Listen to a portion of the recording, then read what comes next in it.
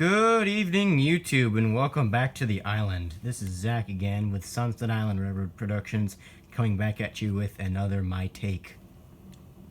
Now, before we get started, I'd like to tell you that a My Take is my video series of not a full-out review, since this product is pretty popular and some other YouTubers have already reviewed this product.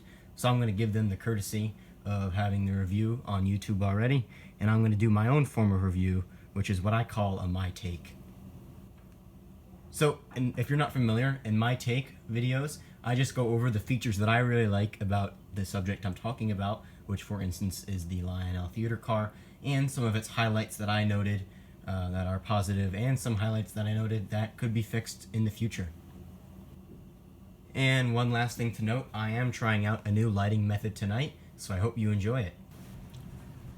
Okay, and once you unbox this car, you will find that it is nicely wrapped in some nice foam inserts that I did find that protected the trucks from moving around quite nicely.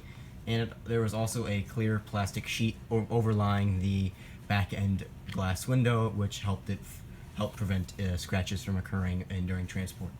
Also in the box comes your manual, and I like how this is also standardized for both the caboose cam and the theater car. And opening up the manual, you will find instructions on how to configure up the camera out of the box. And you'll also find instructions on how to download the app from the App Store, as you see here. And you'll also find instructions on general uses of the camera and several statements from the FCC and whatnot. These pages are loading the disk software onto your computer, as this can also run from a computer. So that's the manual. That's the basic gist of it.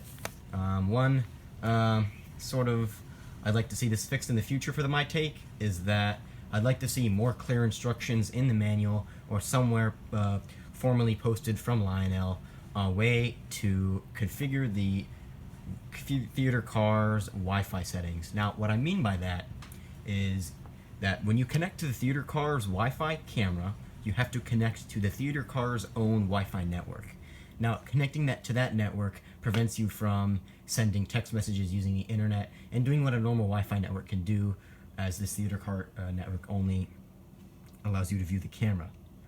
So obviously I'm not expecting this car to be like a Verizon store with super fast high-speed Wi-Fi with all the fun capabilities, but there is a way to change that. You can, according to the app, and I've heard some people say that you can configure the theater car's Wi-Fi network to be corresponding with your original existing Wi-Fi network with all the bells and whistles of a normal Wi-Fi router. And that is what is not clearly published in the manual and what I am still trying to figure out.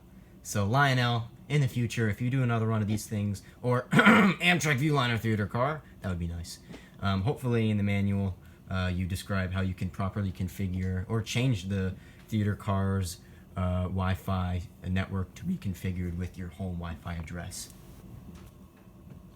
Alrighty, this next part here is just another observation I noted. So when I unboxed this car, I noticed that there was missing paint in this area right here.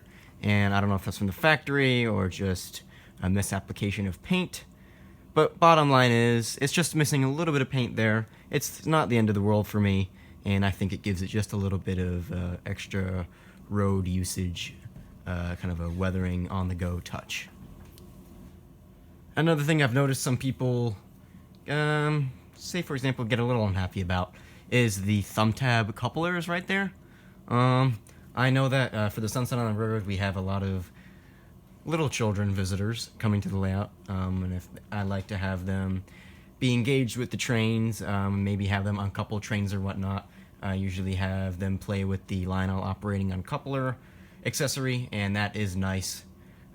Nice feature to have with the association of the thumb tab couplers, which allows them to have more cars to uncouple from the train. So I don't mind the thumb tab couplers, as that you can barely see the thumb tab from the way I look at the cars. Moving on to a more discussed topic about this car, and that is the color difference between the Lionel theater car or the Norfolk Southern one, to be exact for this case, and the MTH Premier Norfolk Southern passenger cars. Now, this video is not meant to be a comparison between Lionel and MTH. I'm just noting my opinion on the color difference here. So you got to give so in my opinion, I'm going to give Lionel some credit for this, because they did get the lettering right and the name right, obviously Buena Vista, and the car number 23.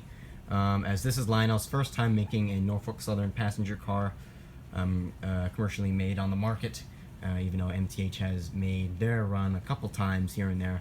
So I'm just going to give Lionel some brownie points here for just making the effort to make a Norfolk Southern passenger car, and I just hope that they can fix the color in the future and make it look more accurate to the official shade of maroon that MTH uses, which is prototypically correct.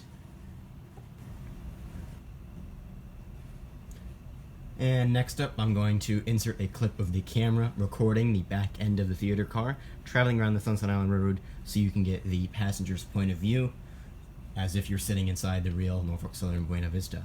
So I hope you enjoy that quick lap around the layout, as you're about to see in a couple seconds here, and I hope you learned something tonight. And if you feel super up to it, please support the channel by clicking that like, comment, and subscribe buttons down below. So with that, I'm Zach with Sunset Island Railroad Productions, and I will see you the next time you visit the island. Thank you for watching.